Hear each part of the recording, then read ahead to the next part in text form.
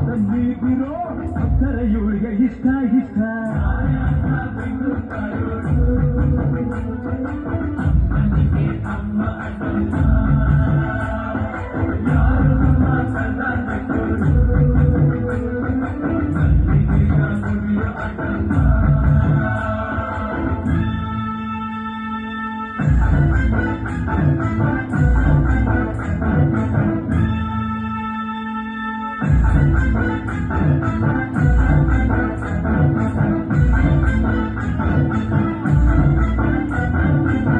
ಕಾಡು ಮಲ್ಲೇಶನೇ ಒಮ್ಮೆ ಕಾಯಬೇಡಿರ